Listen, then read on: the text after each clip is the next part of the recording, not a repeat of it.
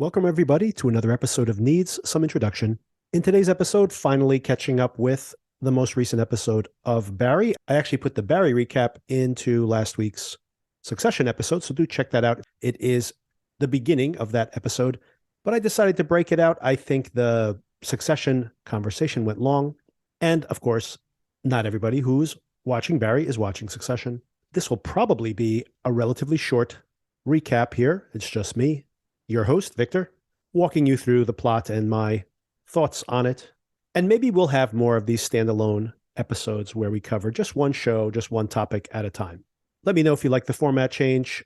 It will probably be sporadic depending on what is out there to discuss. But I do have plans starting in June of having other ways to have the shorter content available to you. So stay tuned. There'll be announcements after we wrap up these current set of shows. This, of course, is May. This is the deadline month for Emmy consideration, and there are so many shows out there. Most of them that I was planning on covering, I've kind of already discarded. They really weren't either that interesting or thematically interesting enough to really get into, break down. But I may come back with just final thoughts when we get to the end of this month, and maybe things I've missed that I'll catch up on in the near future. Maybe you want to catch up on during the summer. Stay tuned for all of that. If you haven't caught up on our Succession conversation, that published just a couple days back, of course, anyone who's a Succession fan is waiting with bated breath for these final episodes. Even the critics, which have not seen screeners of these yet. Of course, also coming to a conclusion for the season, not permanently, it has already been renewed for another season, is Yellow Jackets, which we are also covering here. And that episode should come out sometime during Friday, hopefully by your drive time home, depending on when Sona and I can have that conversation. Okay, let's start with Barry, Season 4, Episode 5, Tricky Legacies. So as I mentioned in previous recaps for this show, the real fascination from Hader and Alec Berg and the other creators of the show seems to be performance. Of course, as an actor, Bill Hader probably thinks all the time about how he has to inhabit performance as part of making this show itself. But the show, especially in this season, has embraced this idea of performance as existence. The simple fact that all of us play some kind of role for each other, within our relationships, within our work lives. And you see it with Kusano, who, for example, can only be a successful person when he is performing. As a human being, detached from his need to perform, he's a complete disaster. And we can say that for all of the characters here. Of course, we've seen Hank just last week. Is he the sociopath unleashed now, finally, as he said in that episode? He really does seem to have come to that understanding. Or is he really this gentle soul who is just, by circumstance, has shoehorned himself into this lifestyle? And the fates of Gene and the fates of Hank, and Fuchs as well, by the way, are not explored in this episode. We do see a little bit of Gene, but we'll get around to that. Primarily what we see here is what has happened to Sally and Barry in the subsequent 8 years. Any question in the final moments of last week, which I actually had, it wasn't actually until I heard an interview with Bill Hader, where he acknowledged the fact that we are jumping now 8 years into the future, that I actually had that confirmation for myself. Many viewers, I assume, had the same experience of thinking, is this some kind of fantasy sequence yet again, even though it would be strange to put that as the bumper at the end. But in those final moments where we see Sally and Barry and their son, it did raise the question as to whether what we were seeing was real or not. Well, now we know that it is indeed true. We have jumped 8 years into the future. Sally and Barry and their son live out in the middle of nowhere, which gives us a few things all at once. This is the fantasy that Barry had, this domestic fantasy of his life with Sally that he had all the way back in season 1. It also, from what we can see, matches his upbringing, where we saw flashbacks of him with his father in this desert-like landscape. So he has reverted back to his fantasy, reverted back to his childhood. And of course, it is practical also. We see at the very end of the episode, and multiple times before then as well, that he can see anyone coming from miles and miles and miles away. Their house is in the middle of nowhere, and there are no roads to be had. They need to walk long distances just to get to their neighbor's house. So wherever this is, whether it's Arizona, some desert landscape, not sure if they've explained where it is specifically, wherever they are far enough from anybody that he'll see them coming. In the opening scenes of the episode, we pick up immediately where we left off last week. Barry and his son, Barry as Clark Kent, maybe a reference here with his glasses on. And when he takes off his glasses, he's going to turn back into Super Barry. And by the way, just to close that circle, Sally is going by the name Emily. Barry takes John to apologize to his friend. The offense here that led to the fight was the fact that he didn't know, John that is, did not know what Call of Duty was. The neighbor basically could not believe that this is possible. Barry lets them know that this is a no-no. Video games not allowed in their home. They shake hands, and John says, I hope that we can be together next time in harmony, something that he's been coached to say by Clark/Barry. The neighbor dad says, we'll look into that. Barry thinks he can run away from his past here by making this new family unit and fixing the things in himself through his child. I mean, this is what we all do as parents, I think, to some extent. Some people are way more into this than others. I tried my best to not impose my own anxieties and shortcomings onto my daughter or expect her to correct them for me. But it's hard. It's hard to not see your shortcomings in your kids and then try to correct them. Barry here is trying to nip them all in the bud. No video games in the house, no violent video games. Is he somehow thinking that by controlling his son's upbringing so fully, by being able to control all the media he consumes, all his friends, all of his interactions, that he can somehow prevent what happened to him from happening to his son? I do really wonder about that throughout the course of this episode. Does he force his son to be so sheltered because he's truly terrified that what if the kid's in school and one of the assassins shows up? What if he's in school and he's interacting with a lot of kids? He just starts talking. People get suspicious.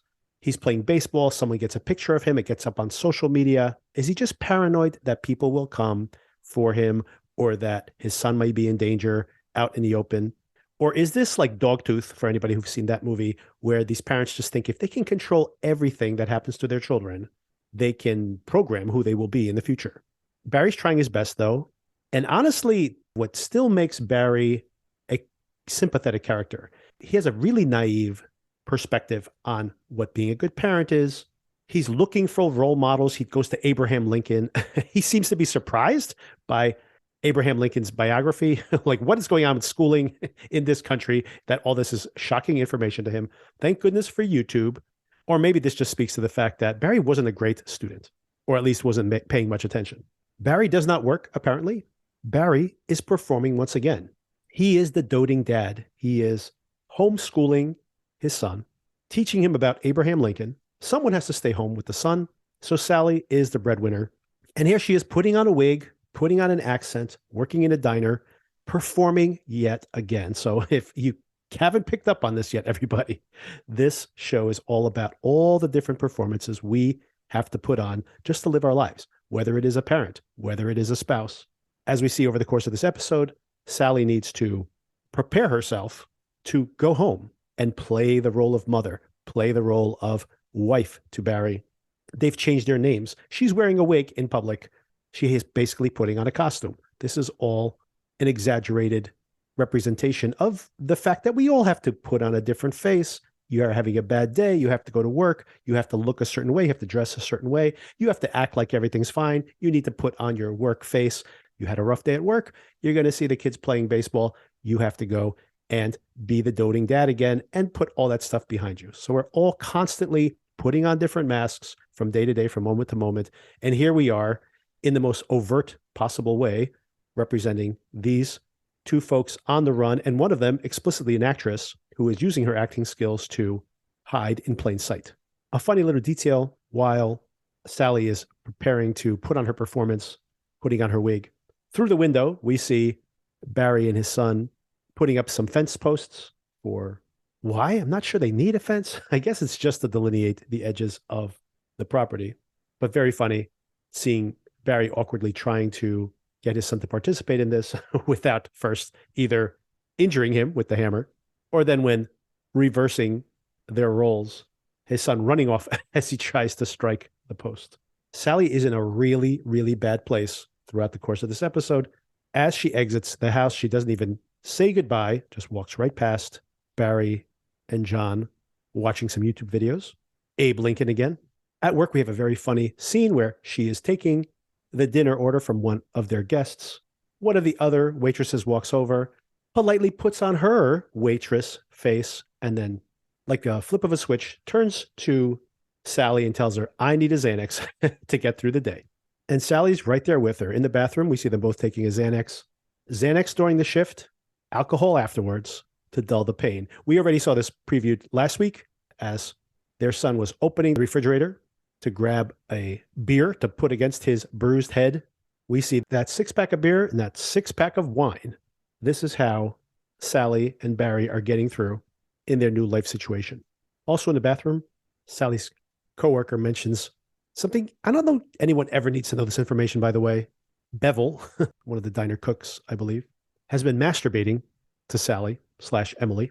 This coworker also mentions to Sally that she should come to the barbecue this weekend. Her daughter's having a party. She says, oh, well, you know, Clark's mom is around. She goes, oh, yeah, well, then bring everybody, bring the whole family. Well, she's on all these machines. It's like quite an elaborate ruse they're putting on here. But interesting, once again, that they're so insulated. They don't even want to run the risk of being seen in public. Once again, maybe this photo ends up on social media and they identify her. It's a very paranoid existence. I'm pretty certain they could probably get away with more interactions, although social media does make that complicated. But it just speaks to the fact that Sally, someone who craved attention so much, in a way, last week decided she wanted to reject that, is now in a circumstance where she cannot get any attention from anybody, except for maybe Bevel. So there is a bit of a temptation there for her. She likes those bad boys, although that doesn't really play out the way we'd expect. Bevel creepily ogles her, and when she has a moment to herself, she is stealing money out of the till as well. Some petty crime just to somehow spice up her life, and also probably to pay for this large bottle of vodka. I like the conversation she has with Barry before going home. She needs to chug some vodka to prepare herself for what's to come. Barry, on the other end, is pretty optimistic. He is living the fantasy that he imagined before. Sally is just a prop inside that world. He probably assumes she is relatively happy with this circumstance, and I doubt she can have an honest conversation with him about it, considering this was her choice to run off with him. Interesting moment when they're all together having their chicken pot pie. Sally and Barry have polished theirs off, but John's looks to be a little undercooked. Looks to be frozen in the middle, not microwaved for the correct amount of time. Maybe not surprising considering the fact that Emily/Sally is wasted during this dinner conversation. Barry is still going on and on about Honest Abe. What a great role model he is. I'm not sure if the greatest achievement we can say is like now he's on a penny, and a lot of pennies can buy you a sock. Maybe a sock with a lot of pennies. Thanks, Honest Abe. He's an intricate part of your life, John. That's what Barry says. That night, as John's trying to fall asleep, we overhear Barry and Sally fighting. He knew she was drunk, obviously.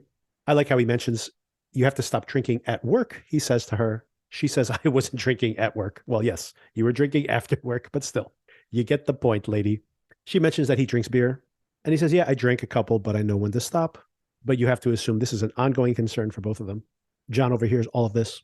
And we see them wrap up their night with what appears to be a ritual, watching on their separate devices. I guess we all do this, honestly. Who's ever watching the same thing at the same time nowadays? Barry's gone down an Abraham Lincoln rabbit hole on YouTube. And the next video he clicks on is finding out all the messed up shit that Abraham Lincoln said that's not in the history books. Meanwhile, Sally is hate watching Natalie's sitcom, Just Desserts, which apparently at this point, if this is 8 years later, this show's been on the air for years. This has been a phenomenal success for her. And is this the road not taken by Sally? Does she still hate her for having stolen the limelight away from her? Did she feel like that could have been her? She messed it up for herself. It's hard to know what's happening with Sally right now, whether she's glad to have escaped that world or misses it or wishes that life was hers. It's probably a combination of all those things because she's made this bed and now she has to lie in it, but she is not happy. She's miserable by her decisions, of course. And of course, the sad fact is that she's trapped partially by her child. I don't know if there's any chance in these last few episodes that she will try to escape from Barry. If she was alone, she could basically say, he kidnapped me. That's what happened. I'm running off. But can she do that with this child in tow? The next day, on a live stream of some kind, the family attends a mass. The story that the preacher's telling is the story of Daniel in the cave with the lions. He's saying that the more you focus on your pain, the bigger it becomes. Daniel is terrified of being eaten by the lions. And the lesson here, apparently, of this story, according to this preacher anyway, is that Daniel needs to relax, go to sleep, and ignore the lions. God acts on behalf of those who wait for him. I haven't heard this parable in a really long time, but that seems like contradictory to a lot of other stuff that is common sense, honestly. I thought that God helped those who help themselves, not that God tells you to wait for him to show up when you're about to be eaten by a lion. Everything will be just great. When Barry and Sally and John share their peace be with you, this actually is pretty tender. It seems like they do get some solace from this religious sermon. Then we have this great sequence. Clark and John walk together and discuss the sermon. Look at everything God's given us, John. It's beautiful. We got to honor it. You know what I mean? Mm-hmm. You got to keep everything on God's land safe. Everything from the ants to the giant trees. There's giant trees? Oh, yeah. It's nuts. You know, you got to honor humans. You got to honor Dad. Dad's got to honor you. What about Mom? Mom. Sure. Got to honor Mom. She cries a lot. Oh, yes. Yes, she does. But you know what? Like I've said, there's happy cry, and then there's sad cry, and then there's mom cry, and that can be very loud and scary. I feel like I have a pretty good way of talking her down. A couple of really funny things in this snippet of dialogue. They're walking through this complete desert landscape while Clark talks about all the beautiful things that God has given them. Like the reaction to giant trees. Oh, yeah, there's giant trees. It's nuts. Which, of course, John has never seen giant trees. He's only seen rolling plains of sand. I also like Barry's all too quick. I don't know whether to call him Clark or Barry. I've probably called them both in this recap. His all too quick response that, oh, yeah, Mom cries. But John also sees some boys playing baseball. He wants to join in. Next, we see that John has met with the friend again, this neighbor friend again, that he seemed to be fighting with earlier, but they've patched things up as kids are wont to do. And he's teaching him how to play baseball. John's starting to get the hang of it. He can catch, kind of catch. I mean, my daughter at that age probably catches about the same. And the neighbor friend tells him, hey, the next time your dad's asleep, come on over. I'll teach you how to bat also. Very funny here that, John, as you start to be at that age, you start to ask questions like, is this a normal life that I'm living? He's got to have many, many suspicions. I mean, I'm assuming most of these kids do go to school, and they probably talk about things that he has no concept of, not only Call of Duty. And John asks his friend, does your mom wear hair over her hair? Barry's received an Amazon package with another Lincoln book. John asks, did you get that comforter I wanted? It's a little cold in the house. And Barry reminds John of the story of Jesus and the 5,000. They were all hungry. All they had was one loaf of bread, one piece of fish, and Jesus multiplied it all to feed them all. Isn't that great? John says, does that mean you got me the comforter? Sounds like it, doesn't it? Barry's interpretation of that story is no. God gives you what you need. So if he didn't give you a comforter, you don't need one. And stop whining about it. Thanks, Dad. Barry notices the baseball glove, and he's not happy about it. Son is trying to leave the nest, even the tiniest little movement outside the nest. Barry has to spring into action. He uses his favorite tool, YouTube videos, and goes down another YouTube rabbit hole showing hilarious baseball injuries. These are children, apparently, according to the descriptions, these are kids dying, being hit by baseballs, getting returned right into their faces, slamming into a wall when they're trying to go for a foul ball. And a great shot here of Hader looking sidelong at his son, while his son's face, also classic, terrified of these injury videos he's seeing. That night, John wakes up terrified. I don't want to get killed by a baseball. I'm doing my Gene Cousineau impression there. Sally tries to get Barry to wake up. Barry sleeps like a rock, apparently, does not wake up. And we see that she's the one who has to climb into bed and comfort John. Sally is extremely uncomfortable laying here in bed with her son. And I guess I'll bring it up here. I do wonder, is this actually their biological son? I could be completely wrong about this, but the kid seems a little too old. He'd have to be 7 or younger, I guess, for the math to work out for these years, 8 years on, assuming she didn't get pregnant immediately after they were on the lam. And then there's this coldness she often shows to her son. You could imagine her getting much closer to the son given their current circumstance. Then again, Sally's an incredibly selfish person, so maybe I'm wrong about all of that. And then the last part of it is I just think to myself, she would have to go to a hospital to have this child. And if they can't even go to their neighbor's barbecue, how could she go to a hospital with security cameras? Would she have gone by herself? Who would have picked her up? They didn't want to share this information with their friends. They would have just recently been on the lam. Barry definitely couldn't have done it. And if that's the case, then did she give birth at home by herself? And if that's true, wow, this must have been an incredibly, incredibly traumatizing experience for her, which maybe does make her cold towards her son in this circumstance she put herself in. I'd love to see that. Like, how did that all play out? If this is legitimately her biological son, the thought of how insane that whole sequence of events must have been, I do hope we at least find out about it via some conversation, if not some flashback. Whether this is a kidnapped kid or maybe they killed his parent when they were trying to escape accidentally, they were on the lam and adopted him, or she did give birth to it on her own at home. This all is terrifying to consider. All right, Sally is at work the next day, or maybe right after work. Bevel is there. They're making eyes at each other. Sally starts asking questions. Tell me about your brother. His brother's in jail, apparently. He killed a teller while they were robbing a bank. She's goading him into saying he's a tough guy. You can just read that this is all made up. Not the story of his brother. That seems to be legitimate. But the tough guy he is, yeah, he's killed somebody. He's just trying to say this because it seems to be interesting Sally, or Emily, as he knows her. Bevel's very turned on by her interest and proves it to her through with her foot. I like her reaction where she's like impressive while she shrugs her shoulders. And then he makes more sexual innuendo, which she gets, but he really keeps trying to sell it to her. She's like, yeah, no, I get it. I got it. And then they head off to the bathroom. Apparently, she's teasing him that she's going to pleasure him there. And for a second there, even in her total disinterest, I thought that she may just hook up with him because that's just what she's doing. She just wants to pass the time. She's bored. She's probably not having sex with Barry anymore. And it's just a release for her. And maybe to some extent, she is attracted to this guy because she has a history of liking bad boys.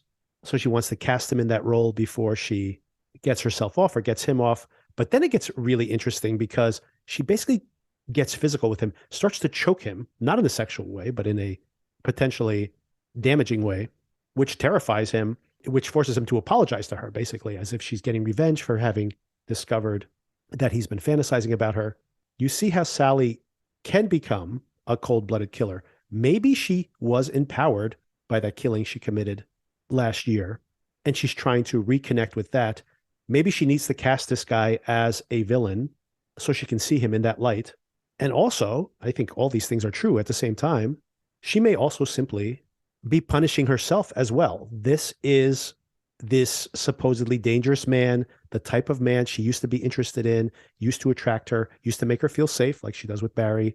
And if she casts him in the role of this killer, like Barry, and then she gets to injure him or control him, dominate him in some way, it's a release valve of a different kind for her because she can't do that in her relationship with Barry. So the psychology of this very strange interaction is really surprising. It says a lot about Sally's state of mind.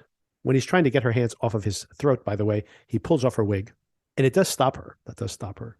But I do wonder if it will raise other alarm bells within his mind as well.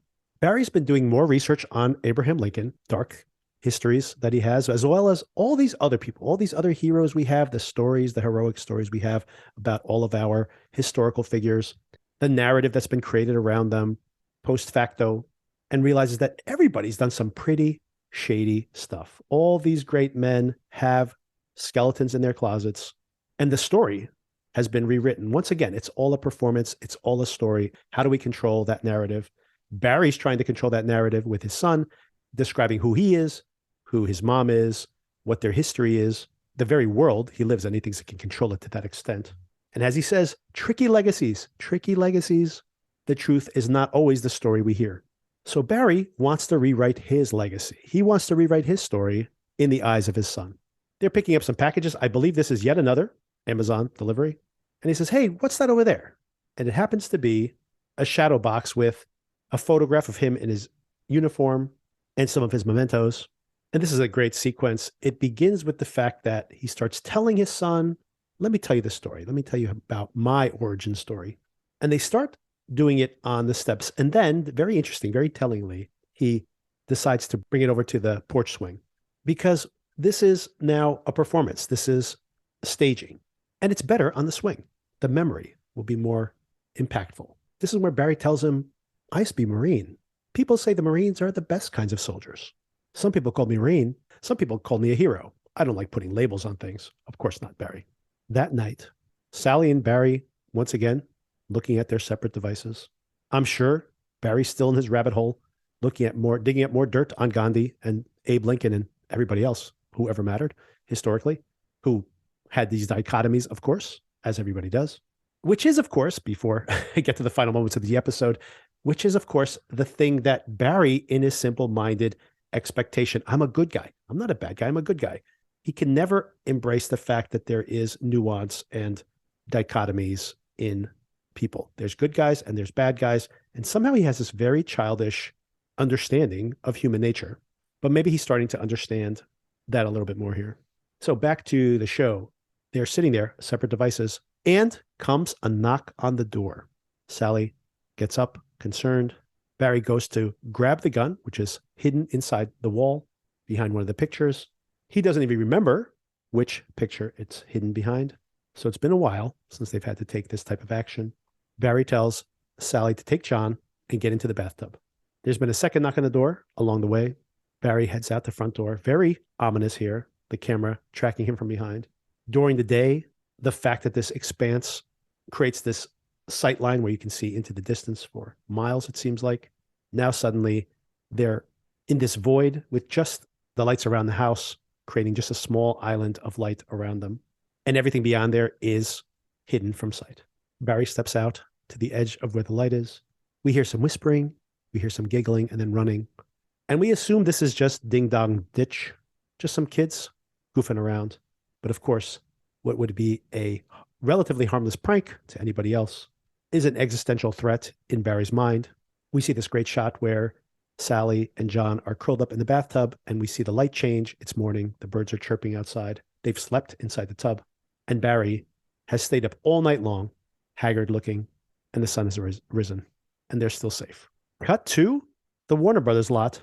We see Mega Girls 4 is coming out, and Sally's former acting student has upgraded from a supporting character in that series to the star, apparently, of this one. We see someone here, it seems to be the head assistant to the head of the studio, shows up at the front desk, and the security guard goes, there's someone here to see you. He says he's Gene Cousineau, and Gene is there. Long-haired, long beard. They pull up a picture of him on the internet. They don't think it's him. The security guard goes, I don't know. They're both old. It could be. Gene's come out of the woodwork after many years, apparently, to talk to the head of Warner Brothers, warning him, if he's planning what I think he's planning, I need to talk to him. And I think what they're planning is to make a film about Barry Berkman. Back in the Barryverse, Sally's gotten Bevel fired and accused him of tapping the till. Of course, she's been tapping the till. And that night, Sally's watching Natalie be interviewed. A voice of a generation. This sitcom, people have grown up watching this sitcom. So important to so many people. Sally's facial expression still pretty inscrutable here. She doesn't really seem annoyed, maybe a little slack-jawed and shocked by what? By Natalie being so poised, by the world she could have had, by the emptiness of it all. Not sure. Still unsure how to read her. I would assume, just knowing how we know Sally throughout the course of the show, that there's got to be some jealousy there. Maybe she's in denial of the jealousy, like, oh, how exhausting it would be to have to be doing these interviews all the time and doing these shows and promoting this show. It's how exhausting would that be? I can imagine her saying that, but deep down inside being jealous and furious that this wasn't her life. That would be my guess. But it is a little hard to read here. And I don't know if this is the direction the show's going to go in, but if she makes her escape, she can turn into a celebrity herself. While Sally is watching this interview with Natalie, very funny interview, by the way.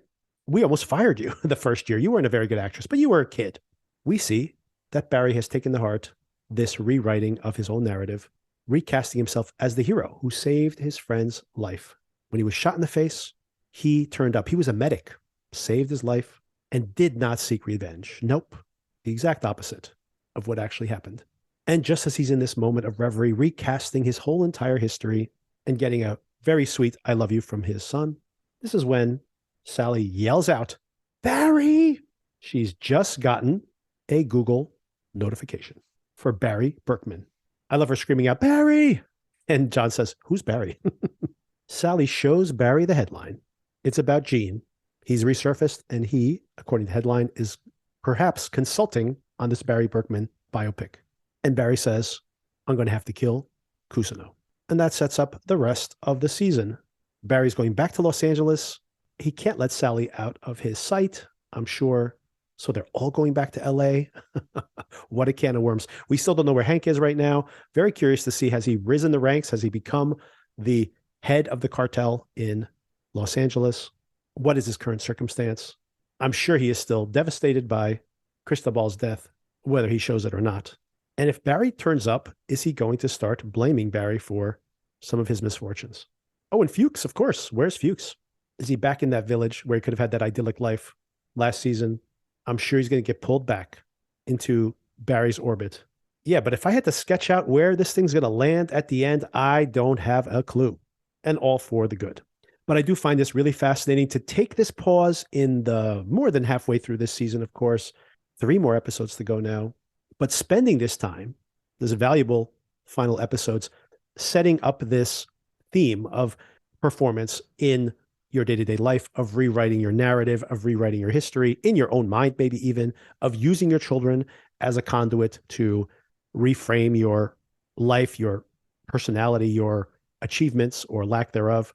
So a very interesting, extreme way of exploring these themes, especially through the prism of Sally having made this drastic decision last week to not turn in Barry, but to run off with him. And now the consequences of that. And of course, most interestingly, perhaps, is the fact that Barry is clueless to what's happening to anybody else, because honestly, he is a sociopath, as we already know, and he's incapable of seeing what's actually going on in other people's minds. He's inside this bubble. It's like Pleasantville or something, where there is a narrative playing out in his head, and Sally's life and everybody else's life outside that bubble don't really exist. Not to him anyway. And that's the episode. So stay tuned for more short episodes the rest of this week, perhaps next week.